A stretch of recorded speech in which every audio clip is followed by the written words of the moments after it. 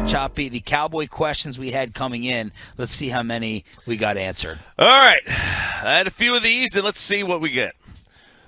Wanted to know one of the questions was, what is the best unit on this team?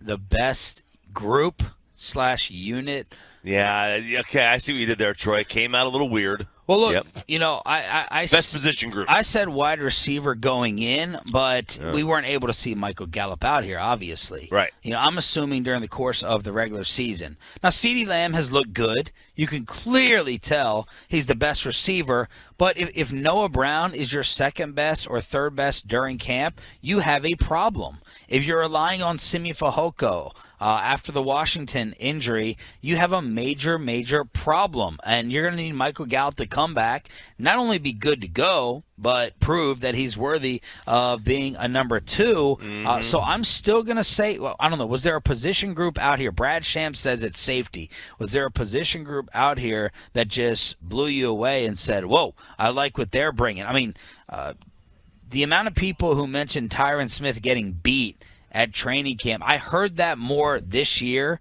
than, and again, if someone says it 3 times, that's the amount of times I heard it. That's still twice as much as any other year. I thought, Tyler Smith, I don't want to ruin the categories here, but I'll end up still saying it's going to be receiver because there wasn't a position group that totally blew me away. But again, tough to evaluate O-line, D-line when they're not hitting. It's very difficult to evaluate. So I can't really say it's the O-line. I like to think it's the receivers because I thought that going in. I don't know. You're right. It could be the corners. I mean, Anthony Brown. Man, it is. I think it is. Anthony Brown may be my player of camp. Yeah, Diggs got beat a few times yesterday. And then you throw Jordan Lewis in there as a number 3. You're waiting on Kelvin Joseph. Yeah. It could be the cornerbacks. I think it is. I think corner is where it's at. You can make a case for linebacker, but I think corner's where it's at. The next question, is Dak ready to take that next leap? And, I think he's shown that he hasn't taken some major leap in this camp. Maybe he doesn't have a major leap to take. Maybe he's already taken a major leap, and now it's just small little steps forward for the rest of his career. But it doesn't seem like he has taken that next step. Until Michael Gallup returns, I believe the Cowboys' passing game struggles.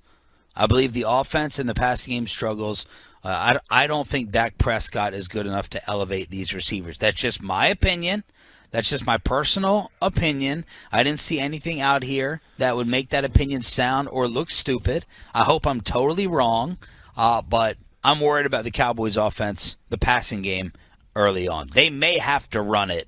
They may have to take Romo's advice and run it to try to help Dak out if it's going to be Noah Brown and Fehoko and rookie. Who's the rookie? Tolbert until Gallup returns. I'm worried about the passing game. It could be tough, man. It really could. I guess the one good thing, I should say good thing, it looks like he is.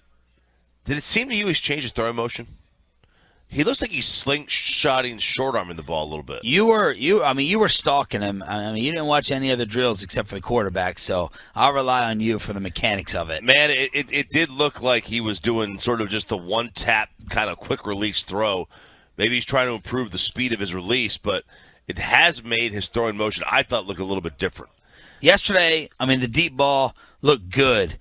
T.J. Vasher beat Kelvin Joseph so bad that he was flagged for holding on 2 separate plays. He had a dime he threw to CD. I thought Dak with the deep ball looked accurate. Again, it was just one-on-one drills, so no pass rush, but that was good to see. Mm-hmm. And Jalen Tolbert, many people out here thought he had his best day.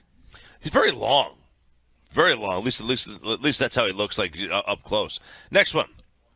Is the revamped O-line better? Again, too hard to tell. Got to ask Bobby. And Broadus what they're saying. The polarizing opinions on Terrence Steele to me are fascinating. You have people who think he was just as good or better than Leo Collins. You have people who think he's a backup. And I'm talking about people out here closely associated with the team. But I was wanting to watch Tyler Smith. I will say this. I feel real excited about my Tyler Smith impressions leaving this camp. From him sitting down with us to knowing this doesn't feel too big for him, for looking at his size. He's an absolute monster. From watching the highlights of him bearing D tackles into the ground, Tristan Hill. I feel good about the draft pick with what I've seen out here. I do too. I mean, the position's a safe position. It's a position of need, obviously. It's a position of high value, offensive line, left tackle. So I'm totally okay with the pick. It was surprising, but I'm okay with it for sure. Yeah. Is Pollard ready to take the reins? Oh, God. Being out here watching, again, to me, this was a pretty uneventful training camp. Yeah, kind of. It wasn't like, whoa, my God. I mean, if TJ Vasher has the most highlight reel plays, it's probably a little bit uneventful. I don't think there was a ton of Pollard moments where you were like, whoa, there it is. He's not ready. They're not going to let him take the reins. Let me put it like that. Yeah.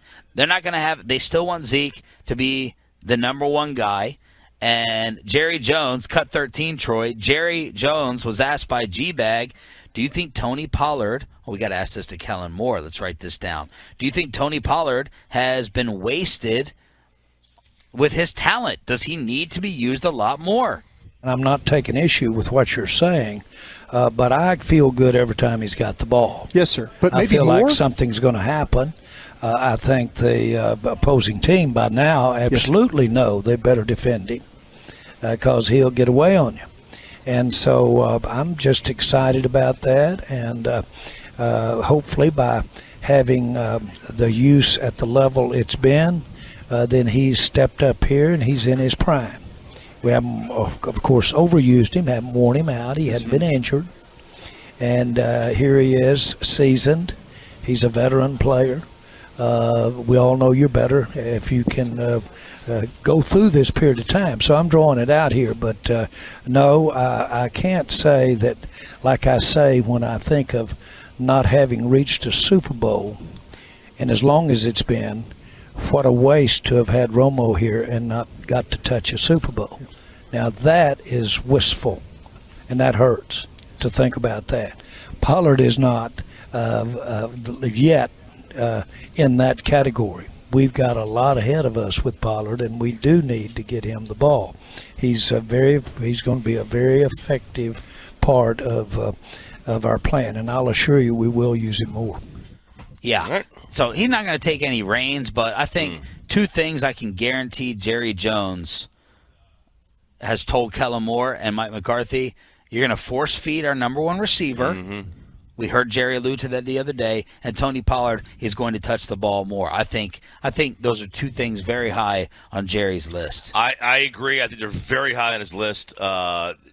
He said as much. It's like we need Zeke to be that focal point.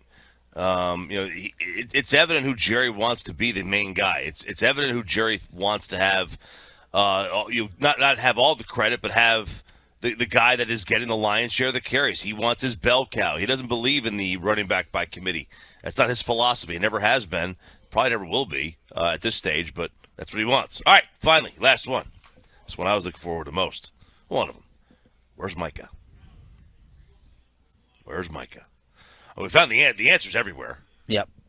That's going to be the answer. And that's going to be the answer. Anthony Barr, by the way, wearing number 51, in case you all were lining up for your Anthony Barr jerseys. But no, Micah Parsons, look, we've asked person after person. We tried to talk Dan Quinn into it yesterday. He's just gonna line up everywhere. And he's going to have to worry about his DN versus linebacker money down the road. What do you think? I think he's going to line up everywhere. I think he's going to worry about his linebacker defensive end money down the road. I think he's going to try to be paid. I think he's going to take the Le'Veon Bell. He's going to try to be paid like both. He's going to try to get paid like an end and a linebacker. The Shohei. The Shohei. He wants $35 to $40 million to play both. That's what he's going to want.